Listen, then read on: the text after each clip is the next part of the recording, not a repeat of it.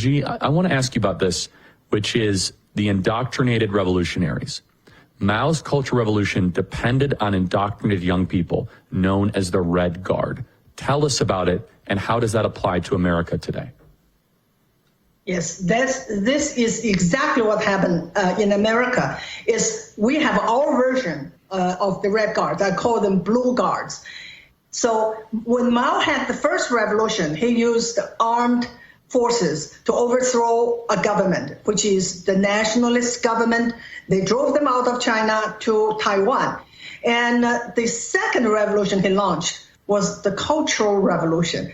This revolution, he also wanted to overthrow a government, only that this is his own government. He wanted to overthrow his own party, his own government, his own institution to replace with people he trusts, because he thought he was losing influence. But this time he had a better army. It's not the military, it is the young people. The young people that he was able to indoctrinate in the past 17 years. They have no way of thinking critically, and the only thing they learned is to follow the order of their great leader. When Mao claimed to them that you are my Red Guards, I'm your commander, Red Commander-in-Chief, they just cheered. They cheered. Mao gave them all the power, whatever they could do. They could do whatever, because Mao destroyed the criminal justice system and really dissolved police. So the Red Guards were out there, they could do anything. And they started with destruction, started with destroying the statues, changing names of streets, institutions, and whatever. And they eventually went on and killed people they consider, well, Mao told them, the enemy of the people. So during the Cultural Revolution started in May 1966. Only 3 months into it, the first killing took place. By who? By a bunch of young girls, by a bunch of middle school young girls from 12 to 16. They beat, tortured, and killed the principals. And since that incident, violence become commonplace. And that is what I see here. I see they always started on campuses. They always started with the young people and the educated young people, universities.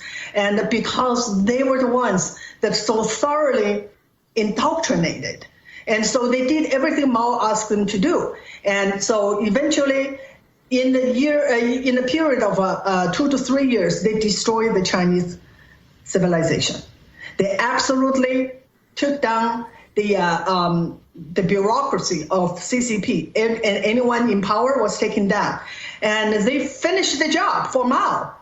But this is one most important information that I want to get out. What happened to them? They thought they would have a seat at the table. And then because of that, they start to fight each other and kill thousands, tens of thousands of Red Guards. They thought they're fighting for power. What did Mao do to them? They exile all of them, send them all to gulags, because they said, now you need to re-education from the peasants to be better communists. So with this word, millions of young people were sent to the gulags. And that is the end of the revolutionaries. And those activists today on campus, of course they don't know. How would they know? They don't know any history. Why don't they know any history? It's not taught. Why it's not taught?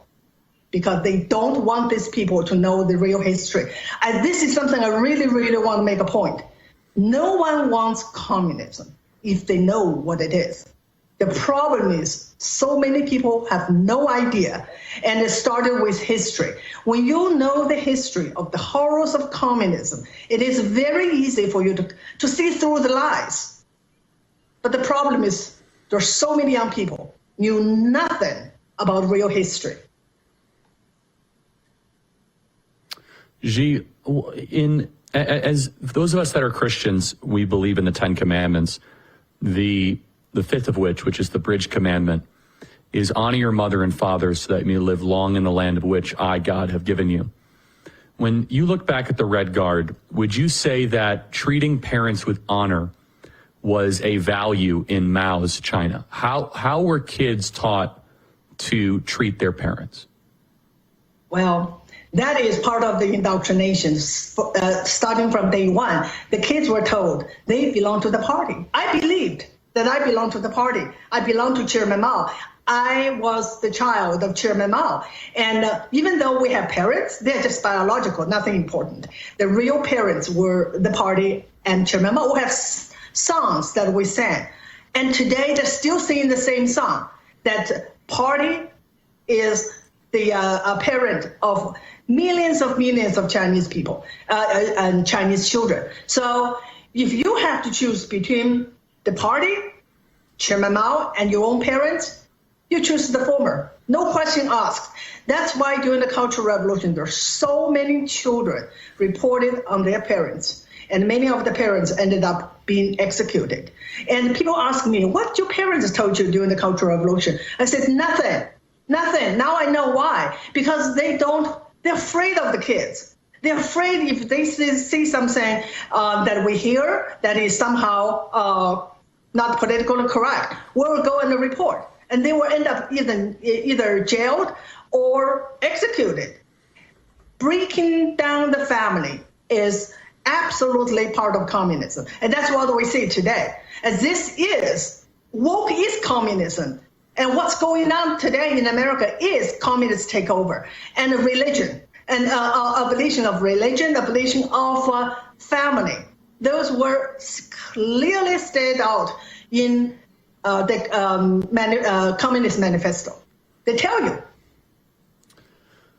Do you have evidence? Can you tell us, were there times when kids turned in their parents?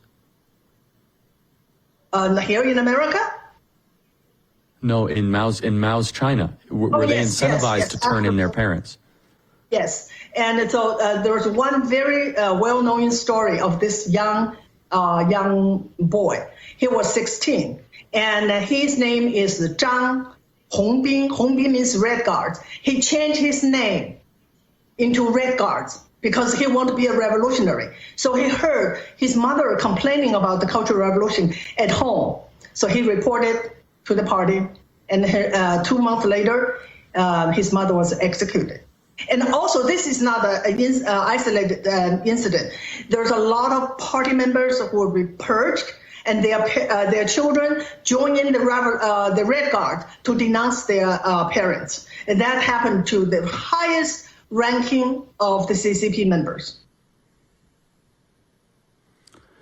The breakdown of the nuclear family is one of the most destructive, disastrous developments in the West, because when the family is destroyed, then government grows.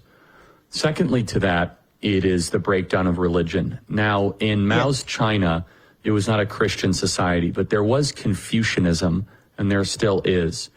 In the Mao's Cultural Revolution, was there a push to try and de-religialize, if that's a term, or secularize China, take people away from a belief in God? Said differently, was Mao's China an atheistic experiment?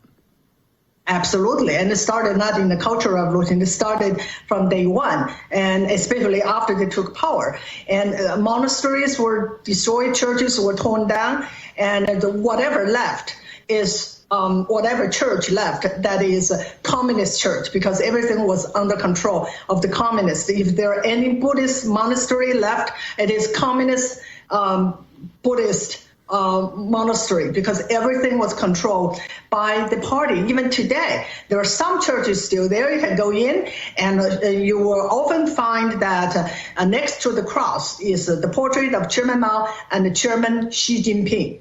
And because they still want to keep the facade that there's a religion. No, there's no. It's all controlled by the government.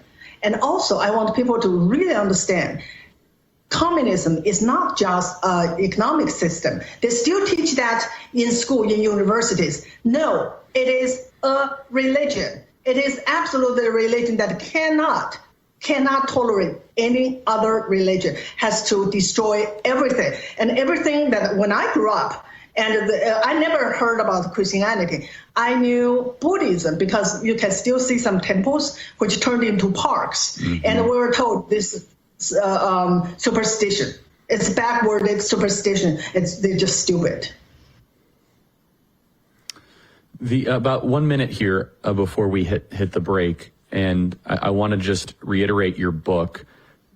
Repeat the title of the book for our audience and why you think every person should purchase it and study it this election cycle.